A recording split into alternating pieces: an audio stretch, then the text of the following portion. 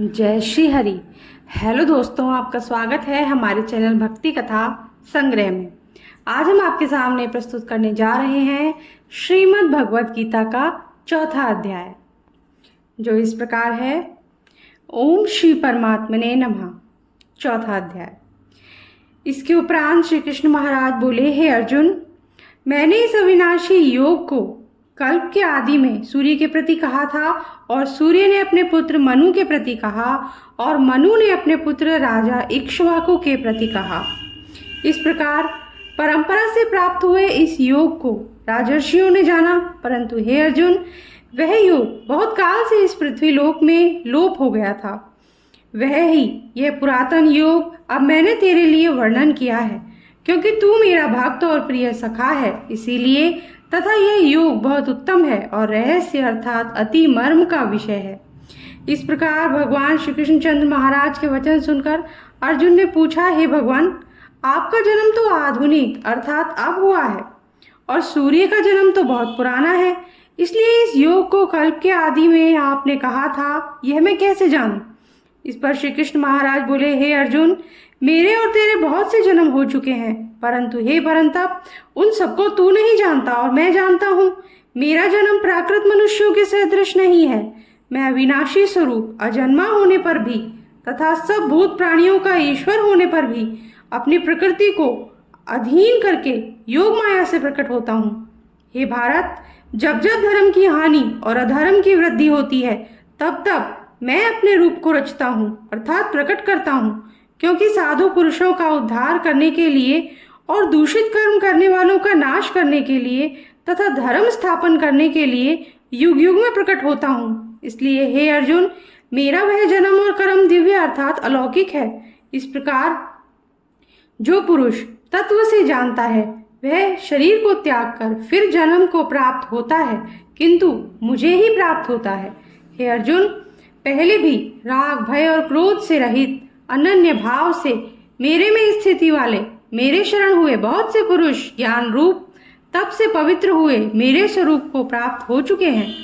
क्योंकि हे अर्जुन, जो मेरे को जैसे भजते हैं, मैं भी उनको वैसे ही भजता हूँ। इस रहस्य को जानकर ही बुद्धिमान मनुष्यगण सब प्रकार से मेरे मार्ग के अनुसार वर्तते हैं। जो मेरे को तत्व से नहीं जानते हैं, वे पुरुष इस मनुष्य लोक में कर्मों के फल को चाहते हुए देवताओं को पूजते हैं, और उनके कर्मों से उत्पन्न हुई सिद्धि भी शीघ्र ही होती है, परंतु उनको मेरी प्राप्ति नहीं होती। इसीलिए तू मेरे को ही सब प्रकार से भज। हे अर्जुन, गुण और कर्मों के विभाग से ब्राह्मण, क्षत्रिय, वैश्य और शूद्र मेरे द्वारा रचे गए हैं। उनके कर्ता को भी मुझ अविनाशी परमेश्वर को तू अकर्ता ही जान, क्योंकि कर्मों के फल में मेरी स्पृहा नहीं है, इसीलिए मेरे को कर्म लिपायमान नहीं करते। इस प्रकार जो मेरे को तत्व से जानता है, वह भी कर्मों से नहीं बनता है, तथा पहले होने वाले मुमुक्षु पुरुषों द्वारा भी इस प्रकार जानकर ही कर्म किया गया है। इससे तू भी पूर्वजों द्वारा सदा से किए हुए कर्म को ही कर। परंतु कर्म क्या है और अकर्म क्या है, ऐसे इस विषय में बुद्धिमान पुरुष भी मोहित हैं। इसीलिए मैं वह अकर्म अर्थात कर्मों का तत्व तेरे लिए अच्छी प्रकार कहूंगा, कि जिसको जानकर तू अशुभ अर्थात संसार बंधन से छूट जाएगा। कर्म का स्वरूप भी जानना चाहिए और अकर्म का स्वरूप भी जानना चाहिए, तथा निषिद्ध कर्म का स्वरूप भी जानना चाहिए, क्योंकि कर्म की गति गहन है।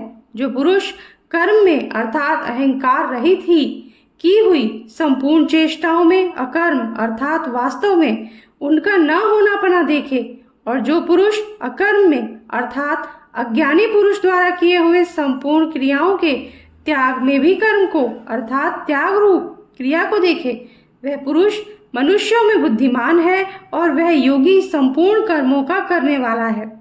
हे अर्जुन, जिसके संपूर्ण कार्य कामना और संकल्प से रहित हैं, ऐसे उस ज्ञान रूप अग्नि द्वारा भस्म हुए कर्मों वाले पुरुष को ज्ञानी जन भी पंडित कहते हैं।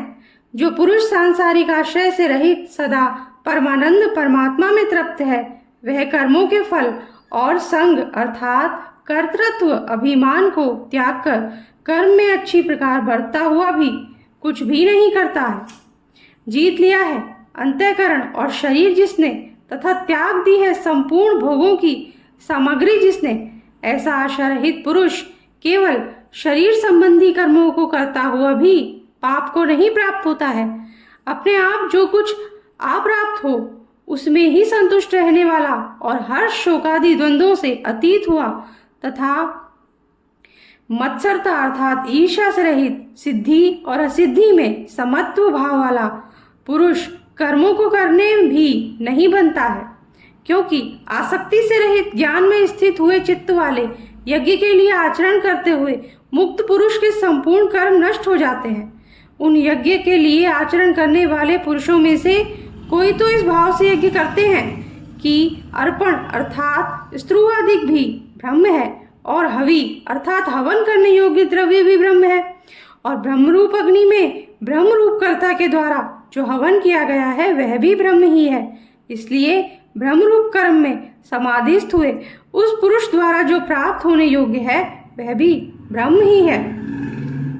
और दूसरे योगी जन देवताओं के पूजन रूप यज्ञ को ही अच्छी प्रकार उपासते हैं अर्थात करते हैं, और दूसरे ज्ञानी जन परब्रह्म परमात्मा स्वरूप अग्नि में यज्ञ के द्वारा ही यज्ञ को हवन करते हैं। अन्य योगी जन श्रोत्रादिक सब इंद्रियों को संयम अर्थात स्वाधीनता रूप अग्नि में हवन करते हैं, अर्थात इंद्रियों को विषयों से रोककर अपने वश में कर लेते हैं। और दूसरे योगी लोग शब्दादिक विषयों को इंद्रिय रूप अग्नि में हवन करते हैं, अर्थात राग द्वेष रहित इंद्रियों द्वारा विषयों को ग्रहण करते हुए भी भस्म रूप करते हैं।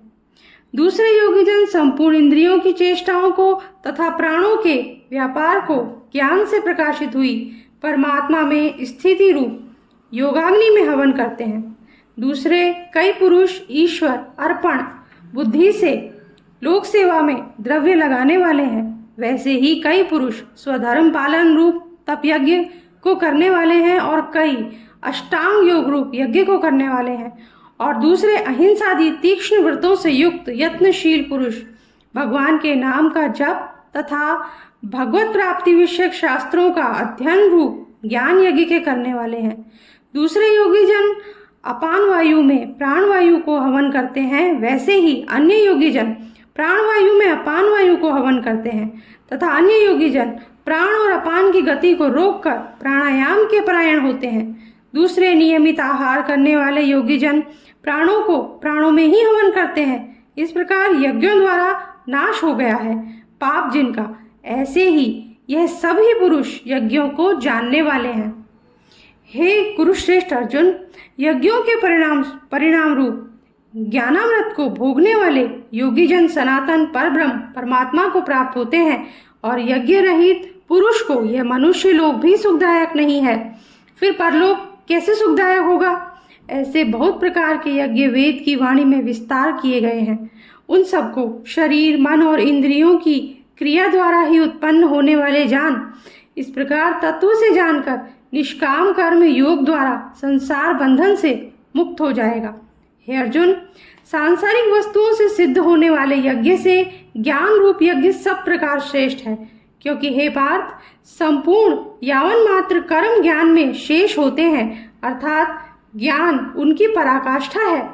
इसीलिए तत्व को जानने वाले ज्ञानी पुरुषों से भली प्रकार दंडवत प्रणाम तथा सेवा और निष्कपट भाव से किए हुए प्रश्न द्वारा उस ज्ञान को जान। वे मर्म को जानने वाले ज्ञानी जन मुझे उस ज्ञान का उपदेश करेंगे कि जिसको जानकर तू फिर इस प्रकार मोह को प्राप्त नहीं होगा। और हे अर्जुन, जिस ज्ञान के द्वारा सर्वव्यापी अनंत चेतन रूप हुआ अपने अंतर्गत समष्टि बुद्धि के आधार पर संपूर्ण भूतों को देखेगा, और उसके उपरांत मेरे में अर्थात सच्चिदानंद स्वरूप में एक ही भाव हुआ सच्चिदानंदमय ही देखेगा। यदि तू सब पापियों से भी अधिक पाप करने वाला है तो भी ज्ञान रूप नौका द्वारा निसंदेह संपूर्ण पापों को अच्छी प्रकार तर जाएगा। हे अर्जुन, जैसे प्रज्वलित अग्नि ईंधन को भस्म कर देता है, वैसे ही ज्ञान रूप अग्नि संपूर्ण कर्मों को भस्ममय कर देता है। इसीलिए इस संसार में ज्ञान के समान पवित्र करने वाला निसंदेह कुछ भी नहीं है। उस ज्ञान को कितने काल से अपने आप समत्व बुद्धि रूप योग के द्वारा अच्छी प्रकार शुद्धांतकरण हुआ पुरुष आत्मा में अनुभव करता है।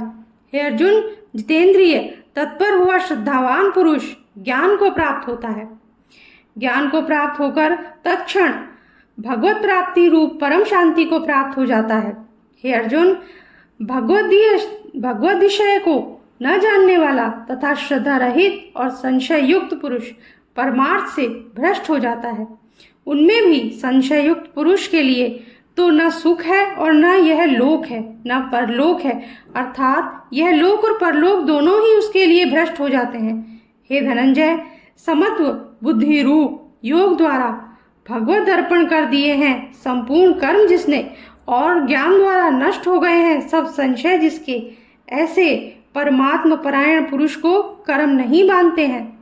इससे हे भरतवंशी अर्जुन, तू समत्व बुद्धि रूप योग में स्थित हो और अज्ञान से उत्पन्न हुए हृदय में स्थित इस अपने संशय को ज्ञान रूप तलवार द्वारा छेदन करके युद्ध के लिए खड़ा हो।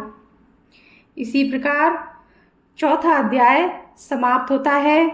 अगर आपको पसंद आया हो तो लाइक कर दीजिए और अगर आपने चैनल को सब्सक्राइब नहीं किया है तो सब्सक्राइब कर दीजिए, बेल आइकन प्रेस कर दीजिए ताकि हमारे आगे आने वाले वीडियोस भी आपको आसानी से मिल सके। Thank you. जय श्री कृष्णा।